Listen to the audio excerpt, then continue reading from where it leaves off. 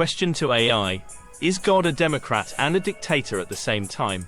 AI response: the concepts of a democrat and a dictator are contradictory, making it impossible for a being to be both at the same time.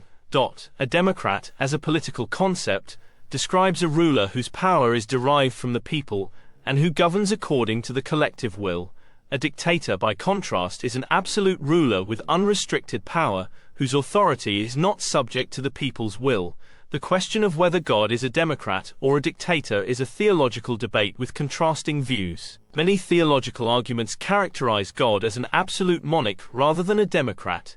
In this view, God's will and laws are not determined by the governed, but are sovereign and perfect. A ruler who is all-knowing and all-good would not need the collective will of humanity to determine the best course of action. This perspective argues that God's authority is absolute and not subject to human approval, contrasting sharply with the principles of democracy. Some theological arguments emphasize aspects of God that align with democratic values, such as freedom, equality, and justice. Proponents of this view might cite the concept of people's democratic dictatorship, where democracy is reserved for a specific group, while a dictatorship is imposed on others. However, critics argue this is a semantic manipulation, and that any political system claiming to be both is fundamentally authoritarian. Conversely, some critiques portray God as a dictator, highlighting attributes like demanding obedience under threat of punishment, having absolute authority, and not being accountable to humans. Critics point to religious doctrines involving eternal punishment for disobedience as coercive, making the choice to follow God not truly free. However, defenders counter that this comparison is flawed, because a human dictator is fallible and driven by self-interest, while God is seen as benevolent and having humanity's best interests in mind. Question: I would like to insist that God has both qualities. At other times he is democratic, and at other times he is dictatorial.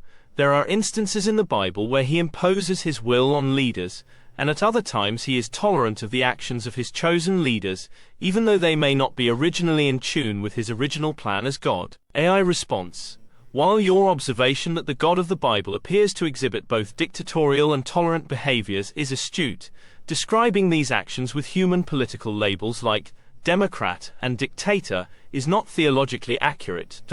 These labels are insufficient to capture the complexity of a divine being's relationship with creation. Theological frameworks explain these apparent contradictions by distinguishing between different aspects of God's will and authority. The nature of divine sovereignty. A fundamental theological concept is God's sovereignty, or supreme authority over all things. Biblical accounts do not portray a democratic system where God's power is contingent on the will of the people. The universe is presented as an absolute monarchy, where God's rules are dictates, not proposals put up for a vote.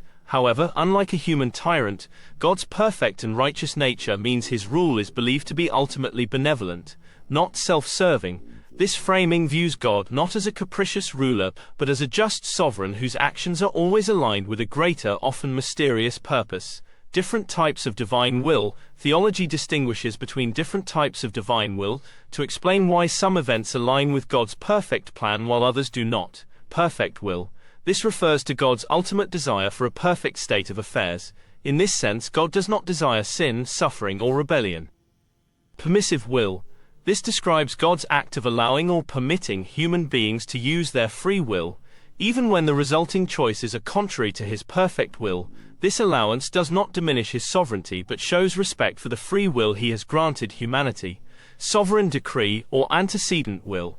This is God's ultimate and unchangeable plan for the course of history, which will eventually culminate in the fulfillment of his promises. The distinction between these types of will helps explain the biblical instances you described. Dictatorial instances. These can be seen as moments when God's sovereign decree or his perfect will for a specific action is imposed directly. Examples include commanding Abraham to sacrifice Isaac to test his faithfulness, Genesis chapter 22, or God's direct intervention to punish a leader or nation. Tolerant instances. These can be understood as examples of God's permissive will at work. The free will granted to leaders and humanity often leads to choices contrary to God's perfect will. Instead of constantly intervening, God allows these imperfect, sometimes disobedient actions to play out. For example, God allowed the Israelites to demand an earthly king despite his desire for them to be ruled by him directly. 1 Samuel chapter 8.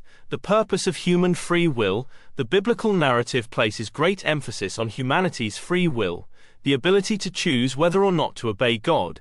This freedom is seen as a necessary component for love and genuine relationship, as forced love is not authentic love. From this perspective, God's tolerance of imperfect leadership is not a sign of democratic deference, but of allowing free will to operate within the constraints of his overarching sovereign plan. Why political terms are problematic. Using terms like democrat and dictator to describe God is flawed, because they are products of human political experience.